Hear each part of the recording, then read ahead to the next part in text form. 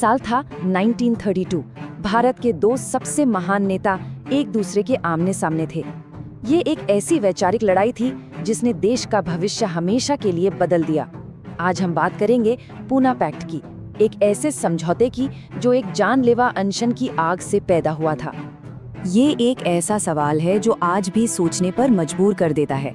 आखिर ऐसा क्या हुआ कि गांधी जी, जो खुद सामाजिक न्याय के इतने बड़े पैरोकार थे, एक ऐसे कदम के खिलाफ खड़े हो गए जो दलितों को सीधे सीधे राजनीतिक शक्ति दे रहा था। चलिए इसी उलझी हुई गुत्थी को सुलझाने की कोशिश करते हैं। सोचिए, सितंबर 1932, पूना की यरवदा जेल।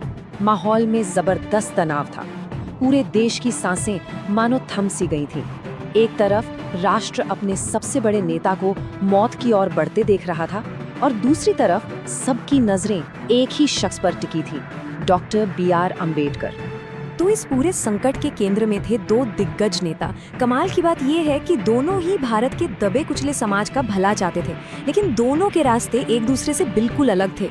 ये सिर्फ एक राजनीतिक असहमति नहीं थी, ये तो भारत की आत्मा के लिए एक लड़ाई थी।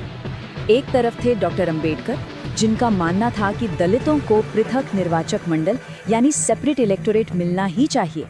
मतलब दलित नेता सिर्फ दलित वोटों से ही चुने जाएं। उनका तर्क बिल्कुल साफ था, सिर्फ तभी वो सवर्ण हिंदुओं के दबाव से आजाद होकर अपनी आवाज उठा पाएंगे। और दूसरी तरफ थे गांधी जी, जो संयुक्त निर्वाचक मंडल के हक में थे। उन्हें गहरा डर सता रहा था कि अगर ऐसा हुआ तो हिंदू समाज हमेशा के लिए बंट जाएगा और ये अंग्रेजों की फूट डालो और राज करो की एक और खतरनाक चाल होगी। देखिए, डॉक्टर अंबेडकर के लिए ये सिर्फ सीटों का खेल नहीं था। नहीं, ये लड़ाई थी आत्मसम्मान की, राजनीतिक आज़ादी की। वो मानते थे कि जब तक दलितों के पास अपनी एक अलग स्वतंत्र राजनीतिक पहचान नहीं होगी, तब तक वो सामाजिक बेड़ियों से कभी आज़ाद नहीं हो पाएंगे। वहीं दूसरी ओर गांधी जी के ये शब्द बताते हैं कि वो इस मुद्दे को लेकर कितने दृढ़ थे। वो इसे हिंदू धर्म पर एक बड़ा हमला और ब्रिटिश सरकार की भारत को तोड़ने की एक शैतानी चाल के तौर पर देख रहे थे। उनके लिए ये लड़ाई राजनीतिक से ज्यादा नैतिक और आध्यात्मिक थी। तो सवाल ये उठता है कि ये जो वैचारिक मतभेद था, ये एक इतने बड़े संकट में कैसे बदल गया? इसकी वजह बना ब्रिटिश सरकार का एक फैसला, एक ऐसा फैसला जिसने आग में घी डालने का काम किया। अगस्त 1932 में ब्रिटिश प्रधानमंत्री रैमजे मैकडॉनल्ड ने कम्युनल अवार्ड का ऐलान किया। ये भारत के अलग अलग समुदायों को राजनीतिक प्रतिनिधित्व देने का एक प्लान था। इसमें मुसलमानों और सिखों को तो सेपरेट इलेक्टोरेट दिया ही गया, लेकिन यहीं पर सबसे बड़ा मोड़ आया। पहली बार दलित वर्गों को भी हिंदुओं से अलग एक राजनीतिक माइनॉरिटी मान लिया गया। तो इस अवार्ड से दलितों को क्या मिला? उन्हें 71 आरक्षित सीटें दी गई, सेपरेट इलेक्टोरेट का हक मिला और साथ ही एक डबल वोट का अनोखा अधिकार भी। ये बड़ा दिलचस्प था। मतलब एक दलित वोटर अपने दलित कैंडिडेट को भी वोट देगा और जनरल कैंडिडेट को भी। जाहिर है डॉक्टर अंबेडकर के लिए ये एक बहुत बहुत बड़ी जीत थी। जैसे ही कम्युनल अवार्ड का ऐलान हुआ, गांधी जी ने एक ऐसा कदम उठाया जिसने पूरे देश की राजनीति में भूचाल ला दिया।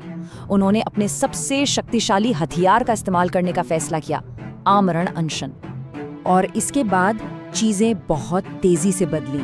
16 अगस्त को अवार्ड आया और ठीक एक महीने बाद 20 सितंबर को गांधी जी अनशन पर बैठ गए। दिन बीतते गए, उनकी हालत बिगड़ने लगी और अब पूरे देश पर एक भारी दबाव था। बात अब सिर्फ राजनीतिक अधिकारों की नहीं रही थी, अब दांव पर गांधी जी की जिंदगी थी। अब सोचिए डॉक्टर अंबेडकर किस स्थिति में होंगे। एक तरफ उनकी सालों की लड़ाई का नतीजा था एक बड़ी राजनीतिक जीत, और दूसरी तरफ गांधी जी की जान। ऊपर से चारों तरफ से दबाव। बड़े बड़े नेता कह रहे थे समझौता कर लो, और यहाँ तक कि उन्हें धमकियां भी मिल रही थी। डॉक्टर अंबेडकर के ये शब्द उनके मन की कश्मकश को दिखाते हैं। वो जानते थे कि अगर गांधी जी को कुछ हो गया तो इसका सारा ठीकरा दलित समाज पर फोड़ा जाएगा और उसके नतीजे बहुत भयानक हो सकते थे। और आखिरकार उन्होंने मानवता की आवाज सुनी। तो इसी भारी दबाव के बीच 24 सितंबर 1932 को एक रास्ता निकाला गया, एक समझौता हुआ जिसे हम आज पूना पैक्ट के नाम से जानते हैं। तो चलिए देखते हैं कि इस समझौते में आखिर था क्या। तो इस पैक्ट में हुआ क्या? सीधी सी बात है, एक समझौता हुआ। डॉक्टर अंबेडकर को अपनी सबसे बड़ी मांग यानी सेपरेट इलेक्टोरेट छोड़नी पड़ी। लेकिन बदले में उन्हें जो मिला वो भी कुछ कम नहीं था। जहां कम्युनल अवार्ड में 71 सीटें मिल रही थीं, वहीं पूना पैक्ट में ये संख्या दोगुने से भी ज्यादा 148 कर दी गई। 148, ये नंबर बहुत मायने रखता है। ये पूना पैक्ट का सबसे बड़ा और ठोस नतीजा था।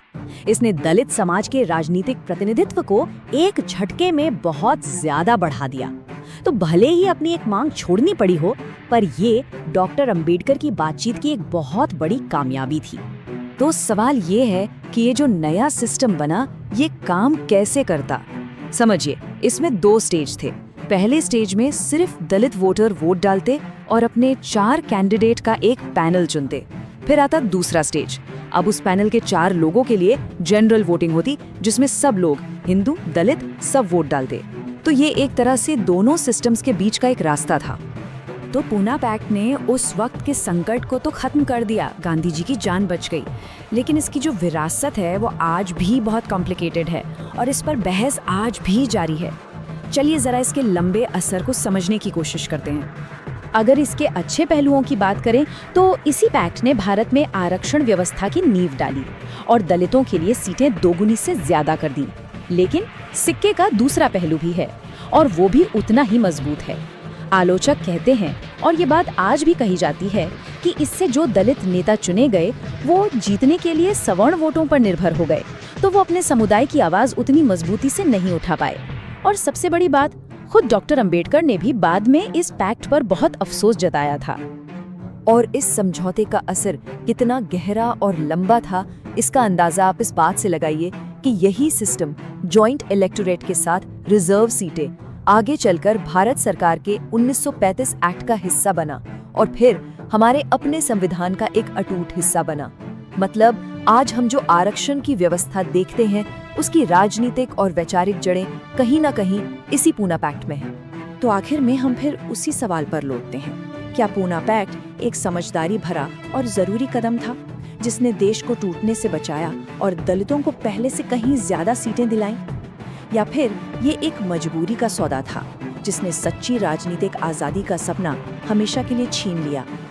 ये एक ऐसा सवाल है जिसका जवाब शायद आज भी इतिहास की किताबों और राजनीतिक बहसों में ढूंढा जा रहा है।